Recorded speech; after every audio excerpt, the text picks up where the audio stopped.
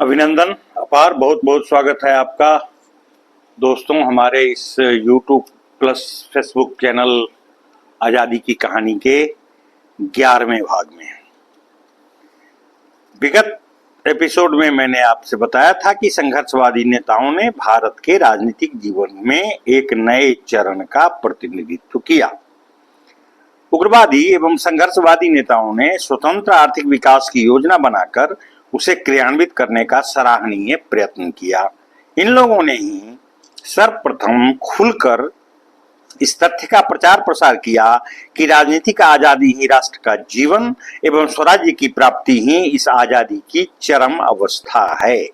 उग्रवादी नेताओं ने आजादी के संघर्ष को अधिक विस्तृत करने का प्रयास कर अपने राजनीतिक चातुर्य का परिचय दिया। उनकी नीतियों से समाज के निर्धन वर्ग, कृषक, श्रमिक, बेरोजगार, नवयुवक, असंतुष्ट मध्यम वर्ग, कम वेतन पाने वाले बुद्धिजीवियों एवं अन्य व्यवसायों से संबद्ध समाज के विभिन्न वर्ग के लोग अत्यधिक प्रभावित हुए। संघर्षवादियों ने जिन व्यवस्थाओं पर बल दिया उससे यही परिलक्षित होता है कि वे अंग्रेजों की औपनिवेशिक नीतियों एवं कार्यक्रमों के कट्टर विरोधी थे और उनका पहला लक्ष्य यही था कि अंग्रेजों को भारत भूमि से खदेड़ कर बाहर निकाल दिया जाए, जिसकी प्राप्ति हेतु वो बाद में आतंकवाद का सहारा लेने पर विवश हुए। संघर्षवादियों की यह आम धारणा थी कि जब तक भारत में औपनिवेशिक साम्राज्यवाद फलता फूलता रहेगा तब तक भारतीय जनता की आर्थिक स्थिति उन्नत नहीं हो सकती। परंतु भारत से औपनिवेशिक साम्राज्यवाद का अंत मुट्ठी भर लोग चाह कर भी नहीं कर सकते थे। इसके लिए जनसाधारण में राजनीतिक चेतना जागृत करनी आवश्यक थी और स्वतंत्रता के महान उद्देश्य की प्राप्ति में उनका व्यापक सहयोग प्राप्त करना भी आवश्यक था, जिसे अरविंद ने भारतीय सर्वहारा वर्ग कहा। उन्होंने कहा, जनता की प्रसुप्त क्षमता पर विश्वास हमारे राष्ट्रीय आंदोलन का आधार है और अडिग भाव से साहसिक कार्यों को हाथ में लेने के प्रत्येक अवसर का लाभ उठाकर उस क्षमता को जगाना तथा उसे सक्रिय करना ही एकमात्र वह रास्ता है जिससे होकर राष्ट्रीय आंदोलन आगे बढ़ाया जा सकता है, ताकि वह एशिया द्वारा वांछित और भारत द्वारा अपेक्षित विजयनी पूर्णता तक तेजी से पहुंच सके। उग्रवादियों के राजनीतिक दृष्टिकोण का यह पक्ष न केवल प्रगतिशील वरन क्रांतिकारी भी था। आरंभिक वर्षों में उग्रवादियों का राष्ट्रीय स्वतंत्र आंदोलन में योगदान अधिक महत्वपूर्ण प्रमाणित नहीं हो सका। संघर्षवादियों ने भारतीय राष्ट्रीय कांग्रेस से संबंध विच्छेद करके संगठन को निर्बल एवं अक्षम बना दिया था। 1907 से 1916 की अवधि में जबकि नरमपंथियों का मनोबल गिरा हुआ था, उग्रवादी न तो कांग्रेस पर कब्जा कर पाए और न ही उसके स्थान पर कोई नया लोकप्रिय दल बनाकर किसी संगठन कौशल का प्रदर्शन कर सके। नरमपंथी अपने कार्यक्रमों में विफल हो गए, उग्रवादी एवं संघर्षवादी पक्ष सशक्त हो गया, परंतु कांग्रेस का समर्थन और संरक्षण खो चुके उग्रवादियों को उपनिवेशवादी अंग्रेज शासकों के कोप का भाजन बनना पड़ा। सरकार के दमन के तरीके ने उग्रपंथियों के संघर्ष चलाने के संकल्प को और भी दृढ़ से दृढ़तर कर दिया। स्वदेशी और बहिष्कार आंदोलन 1907 में पूरे जोरों से चलता रहा। पंजाब में उपनिवेशन कानून में संशोधन के विरुद्ध आंदोलन ने गंभीर रूप धारण कर लिया। लाहौर के पत्र पंजाबी और इंडिया के संपादकों की गिरफ्तारी और उन पर चलाए गए मुकदमों के फलस्वरूप दंगे और हमले शुरू हो गए। 10 मई को लाला लाजपत राय को और 3 मई को अजीत सिंह को केवल संदेह पर मांडले निष्कासित कर दिया गया। एक अध्यादेश रेगुलेशन ऑफ कोटिक्स ऑर्डिनेंस 1907 जारी करके पंजाब और पूर्वी बंगाल में राजनीतिक सभाएं करने पर अंग्रेजों द्वारा रोक लगा दी गई। कलकत्ता में विपिन चंद्र पाल को वंदे मातरम के संपादक के विरुद्ध गवाही देने के आरोप में 6 माह के कारावास की सजा सुनाई गई। 1908 में समाचार पत्रों का मुंह बंद करने के लिए समाचार पत्र विधेयक पारित किया गया। आतंकवादी अभियोगों को निपटाने के लिए दंड विधि संशोधन विधेयक 1908 को क्रियान्वित किया गया। वाणी की स्वतंत्रता को समाप्त करने के लिए राजद्रोह अधिनियम 1911 पारित किया गया। बंगाल में ही अरविंद घोष को अलीपुर बम केस में फंसाया गया और उन्हें 1 साल नजरबंदी में व्यतीत करना पड़ा। 1908 में ही 9 प्रमुख बंगालियों को निष्कासित कर दिया गया। इस प्रकार 1908 में वह रस्साकसी देखने में आई जिसमें एक ओर तो एक महान शक्तिशाली सरकार थी जिसके हाथों में दमन के प्रबल अस्त्र थे जिनसे वह अधिक से अधिक निशंसता पूर्वक काम ले रही थी, और दूसरी ओर रोष से दीप्त किंतु असहाय जनता थी जो अपने पूरे मनोबल और बलिदान की भावना से खुले तौर पर और गुप्त रूप में उस दमन चक्र का मुकाबला कर रही थी। सरकारी दमन चक्र से संघर्षवादियों के कार्यक्रमों को गहरा आघात पहुंचा। सभी प्रमुख नेताओं की गिरफ्तारी से उनका मनोबल टूटने लगा था। लाला लाजपत राय देश से बाहर जाने के लिए तैयार हो गए। अरविंद घोष भागकर पांडिचेरी चले गए और केवल तिलक श्रीमती एनी बेसेंट की सक्रिय सहायता से होम रूल आंदोलन चलाते रहे, किंतु इस आंदोलन में आरंभिक आक्रामक जोश का सर्वथा अभाव था। उपर्युक्त तथ्यों के आलोक में यह कहना गलत नहीं होगा कि आरंभिक संघर्षवादी जनसाधारण को सुस्पष्ट नेतृत्व प्रदान करने में असफल रहे।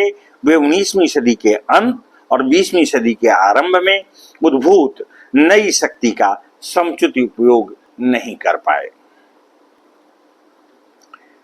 प्रारंभिक उग्रवादी नेता जिन्होंने उग्रवादी एवं क्रांतिकारी घोषणाओं के साथ अपना कार्य प्रारंभ किया था, अपने उद्देश्य की प्रतिपूर्ति में पूर्णतः सफल नहीं हो पाए। उन्होंने भारतीयों को नींद से अवश्य जगाया, लेकिन उनको आजादी के स्वर्णिम प्रभात की ओर उन्मुख नहीं कर सके। वस्तुतः राष्ट्रीय आंदोलन के इतिहास में युद्धोन्मुखी राष्ट्रवादियों ने एक शानदार अध्याय जोड़ा। उन्होंने न केवल उसके उद्देश्यों को स्पष्ट किया बल्कि जनता को आत्मविश्वास और आत्मनिर्भरता की सीख भी दी। आंदोलन में निम्न मध्यम वर्गीय लोगों, छात्रों, युवकों और महिलाओं को शामिल करके उसके लिए एक सामाजिक आधार तैयार किया। राजनीतिक संगठन के नए तरीकों और राजनीतिक संघर्ष की नई विधियों का सूत्रपात हुआ। इसी के साथ साथ कुछ दुर्बलताएं भी मौजूद रहीं। आम जनता के बहुसंख्यक मजदूर और किसान राष्ट्रवादी राजनीति की मुख्य धारा से अभी भी बाहर थे। अभी भी देश एक प्रभावशाली राष्ट्रीय संगठन से वंचित था। पूंजीवाद की चौहद्दियों के पार भी नहीं पहुंचा जा सका था। तिलक तथा अन्य नेता अभी भी मानते थे कि सामाजिक और आर्थिक विकास पूंजीवादी रास्तों में सीमाबद्ध था। उग्रवादियों एवं नरमपंथियों की गतिविधियों का अध्ययन करने से यह साफ पता चलता है कि उनकी दृष्टि में यह अंतर वर्ग का नहीं बल्कि लक्ष्य की प्राथमिकता का था। दोनों ही पक्ष भारत की निर्धनता के लिए अंग्रेज शासकों को दोषी मानते थे, परंतु उग्रवादी कड़े शब्दों में उन्हें दोषी ठहराते थे। वस्तुतः उग्रवादी आर्थिक पुनर्निर्माण के समुचित वातावरण के तैयार होने के पूर्व ही ब्रिटिश राज से छुटकारा पाने का निर्णय ले चुके थे, किंतु वे इस लक्ष्य की प्राप्ति के लिए उपयोग में लाए गए तरीके, ब्रिटिश प्रशासन की दमनकारी नीति, कार्यक्रम के प्रभावी क्रियान्वयन के विषय में नेतृत्व की अस्पष्टता, आतंकवादी गतिविधियों की शुरुआत और प्रथम विश्व युद्ध के आरंभ होने के कारण सफल नहीं हो पाए, किंतु इससे उग्रवादियों के इस योगदान का महत्व कम नहीं होता जो उन्होंने जन जागरण एवं जन आंदोलन के युग के अग्रदूत बनकर किए। स्वतंत्रता संग्राम में क्रांतिकारी आतंकवादी आंदोलन का भी एक विशिष्ट प्रभाव एवं महत्व है, जिसने व्यापक स्तर पर जनसाधारण को प्रभावित एवं प्रेरित किया। उत्तरी बिहार के विभिन्न क्षेत्रों की आम जनता भी इस क्रांतिकारी आतंकवादी आंदोलन से स्वयं को मुक्त नहीं रख पाई।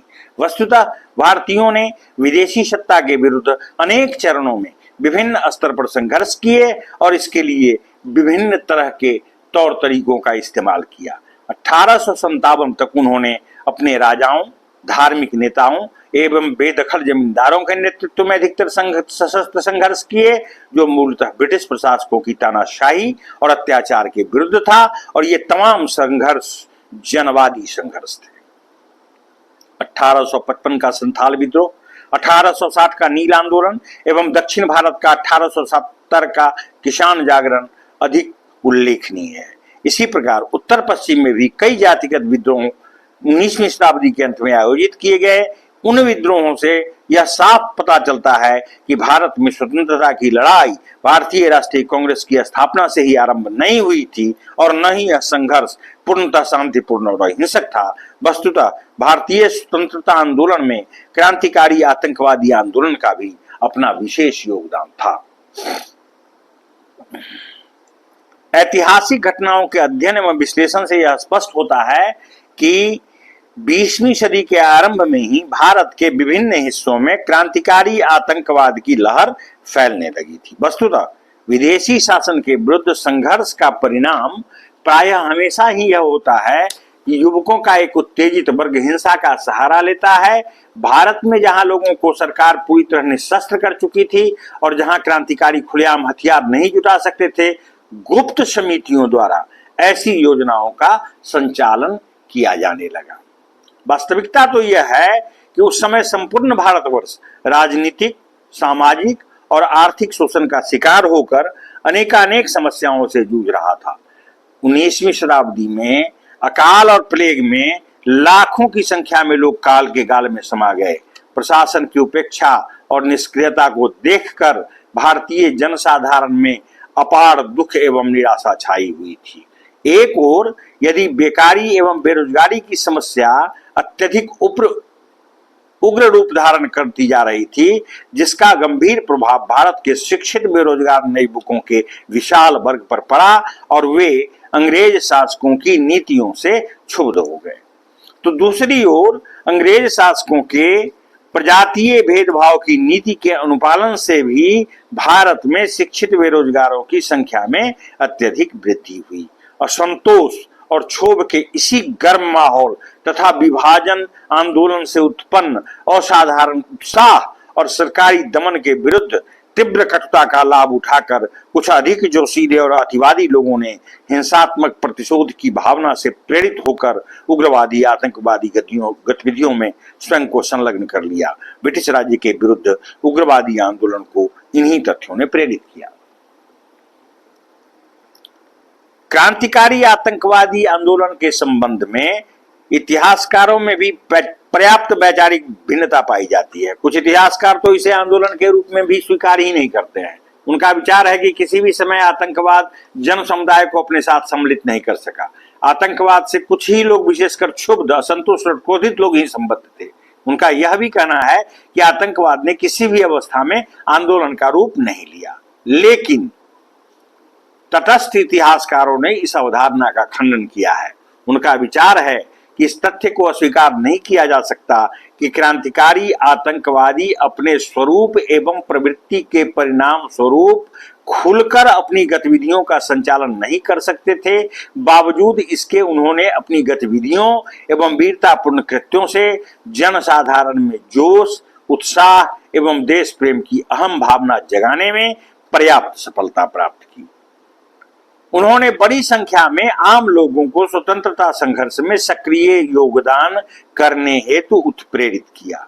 इसके अतिरिक्त आतंकवाद राष्ट्रीय आंदोलन की मूल धारा से कटा हुआ तत्व नहीं था, वरन यह एक निरंतर प्रवाहमान प्रक्रिया थी। यह ऐसे अवसरों पर विशेष रूप से प्रकट होती रही जब अन्य प्रमुख राजनीतिक संगठनों का जोश या तो ठंडा पड़ गया या फिर वे एक प्रकार से हतोत्साहित से होकर किनारे हो गए। क्रांतिकारी आतंकवादियों में सक्रियता की भावना अत्यधिक मौजूद थी। लोगों को प्रभावित एवं प्रेरित करने का मंत्र उनके पास कुछ ज्यादा ही शक्तिशाली था।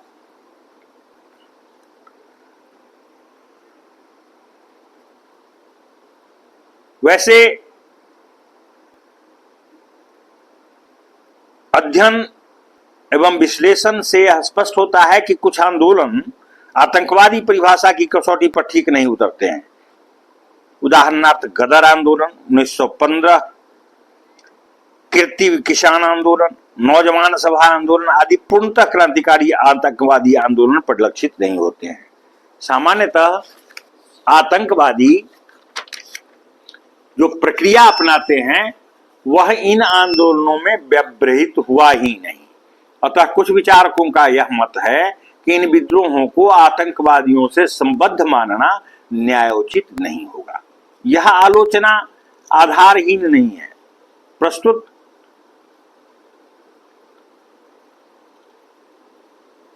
खंड में आंदोलनकारियों द्वारा प्रयुक्त तरीकों तथा साधनों को ध्यान में रखकर ही उन्हें क्रांतिकारी आतंकवादी आंदोलन का स्वरूप प्रदान किया गया है। यह कहना अनुचित नहीं होगा कि इनका लक्ष्य राजनीतिक साम्राज्यवाद विरोधी एवं स्वतंत्रता की प्राप्ति था, जिसके लिए क्रांतिकारी आतंकवादी आंदोलन से संबद्ध अनेक वीरों ने महत्वपूर्ण भूमिका अदा की और अपने प्राणों की आहुति तक देने में तनिक भी हिचक नहीं प्रदर्शित की। क्रांतिकारी आतंकवादी आंदोलन के प्रथम चरण में उग्रवादी नेता एवं कार्यकर्ता भावी कार्यक्रम के प्रति अनभिज्ञ थे। उनको सिर्फ इतनी ही जानकारी थी कि साम्राज्यवाद एवं उपनिवेशवाद पर आधारित विदेशी राज्य को संवैधानिक आंदोलन के माध्यम से उखाड़ा नहीं जा सकता था।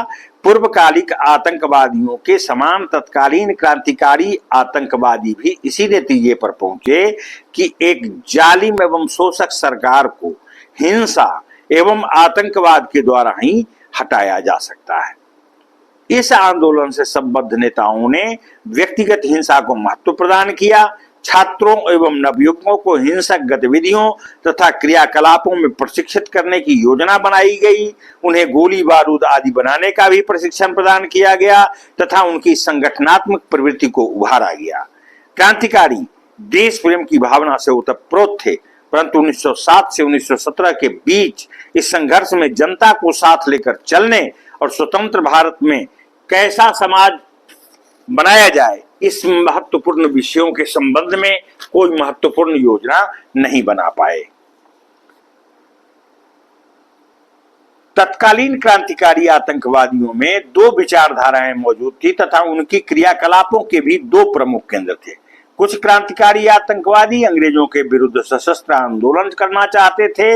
इसके लिए वे भारतीय सैनिकों की सहायता प्राप्त करना चाहते थे। उनका विचार था कि यदि संभव हुआ तो भारतीय सैनिकों में अंग्रेज विरोधी भावनाओं को प्रोत्साहित किया जाए तथा यदि उचित अवसर उपलब्ध हो तो उनसे इस अभियान विशेष में सहायता प्राप्त की जाए। दूसरी विचारधारा के नेता एवं कार्यकर्ता मुख्य रूप से हिंसात्मक गतिविधियों पर ही अधिक विश्वास करते थे। इस विचारधारा को मानने वाले क्रांतिकारी आतंकवादियों का विश्वास था कि ब्रिटिश पदाधिकारियों, पुलिस एवं क्रांतिकारी नेताओं के विरुद्ध प्रशासन को सूचना देने वाले मुखबिरों को कत्ल कर दिया जाए। वे हिंसात्मक क्रियाकलापों में ही अधिक आस्था रखते थे। उनकी धारणा थी कि अंग्रेज अफसरों को समाप्त कर दिया जाए ताकि भारतीयों का शोषण खत्म हो सके। प्रथम दौर में पहली विचारधारा पंजाब, पश्चिमी उत्तर प्रदेश एवं उत्तरी बिहार के कुछ क्षेत्रों में अधिक प्रचलित थी और दूसरी विचारधारा को बंगाल, बिहार एवं महाराष्ट्र में अधिक समर्थन प्राप्त हुआ। विभाजन विरोधी आंदोलन के दौरान बंगाल के नौजवानों ने जन जागरण हेतु बहुत अच्छा काम किया था। उन्होंने सभाएं आयोजित की, प्रदर्शन कराए, उत्साह जगाया, स्वदेशी और बहिष्कार के लिए स्वयंसेवक दल गठित किए, धरने दिए और शासकों को जनमत के आगे नतमस्तक करने हेतु जो कुछ भी संभव हो सकता था वह किया। लेकिन जितनी अधिक लोकप्रियता वे अपने क्रियाकलापों से अर्जित कर पाने में सफल हो रहे थे, भारतीय ब्रिटिश प्रशासकों का उतना ही कठोर दमन चक्र भी उन्हें झेलना पड़ रहा था। लेकिन जैसे जैसे दंड कठोर होता गया, उनकी विद्रोही भावना और तीव्र होती गई। प्रत्यक्षतः आंदोलन में भाग लेने पर लगे कठोर प्रतिबंध के कारण अपना उद्देश्य प्राप्त करने के लिए उन्हें गुप्त कार्यवाहियां करने के लिए विवश होना पड़ा। बंगाल क्रांतिकारी आतंकवादी आंदोलन का एक प्रमुख केंद्र था, जहां बंग भंग के उपरांत प्रतिक्रियात्मक रूप में आतंकवादी गतिविधियों का सूत्रपात हुआ। अपने उद्देश्य की पूर्ति के निमित्त वहां अनेक गुप्त संगठन बनाए गए जो प्रत्यक्षतः सभा समितियों के नाम से स्थापित किए गए। शेष अगले खंड में। धन्यवाद।